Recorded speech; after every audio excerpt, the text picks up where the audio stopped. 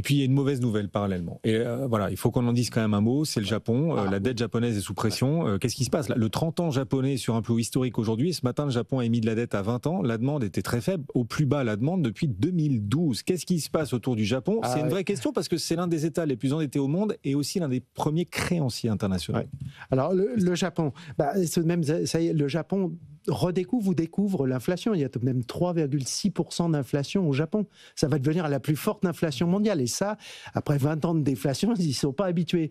Donc, ils ont tout simplement relevé leur taux d'intérêt à court terme. Ils ont multiplié par 5 depuis le début de l'année. Ils sont passés de 0,1 à 0,50%. Proportion, c'est tout de même colossal. Donc, le marché obligataire est mauvais, les taux longs montent, les actions sont négatives, donc le Japon souffre, un peu comme nous sur l'année 2022, quand il y a eu la hausse des taux et tout a baissé. Donc, le Japon est en totale transition, on pourrait dire... On s'en moque? Non, ça nous touche. Rappelez-vous, alors attention, finalement, les jours de krach, c'est pas le 17 octobre, c'est le 2 août. Moi, je me rappelle du 2 août quand, en 2011, S&P a enlevé le triple A américain. Je pense que vous vous en rappelez. Là, c'était la véritable dégradation, parce que pour avoir triple A, il faut avoir 2 agences.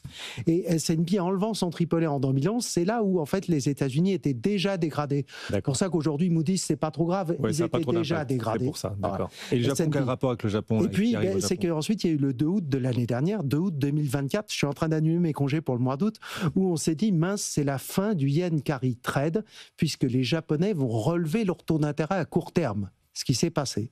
Le yen carry trade, ça fait trembler tous les professionnels parce que ce sont des centaines de millions, alors peut-être plusieurs milliers de milliards de dollars investis par des gens qui ont emprunté en yens à 0,050% et qui ont placé sur la dette américaine.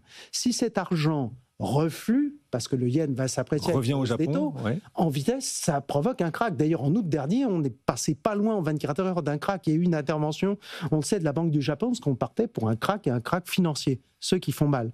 Donc aujourd'hui, beaucoup de prudence, puisqu'effectivement, vous l'avez cité, les Japonais détiennent 1 000 milliards de dollars de dette américaine sur les 36 000 milliards de dollars. Le risque, c'est que les taux japonais montent avec l'inflation que vous venez de décrire. 30 ans japonais, on rappelle, est un plus haut historique aujourd'hui. Les taux japonais montent, les obligations japonaises deviennent de plus en plus rentables. Les investisseurs japonais, plutôt qu'investir sur la dette américaine, par exemple, viennent plutôt investir sur leur propre dette. Il y a effectivement ce risque, et là, il faudra les banques centrales pour stabiliser le marché, comme ils l'ont fait l'été dernier, parce que les montants en jeu et le type d'institutionnel ou de gérant de hedge fund qui intervient est tellement lourd que là, il faut des banques centrales en face pour éviter une panique de marché. Rappelez-vous, le 2 août, le 3 août de l'année dernière, en 2024, ça avait fait mal. J'annule mes congés, je serai là début août. Et la demande donc sur l'adjudication à 20 ans, ce matin, la demande au Japon a été un plus bas depuis 2012. C'est-à-dire que les investisseurs japonais n'ont pas encore commencé à racheter leur dette. Ils attendent que ça monte plus ou enfin... Non, il faudrait que ce soit plus haut, que les taux soient plus hauts. Une grande crainte aujourd'hui. D'accord.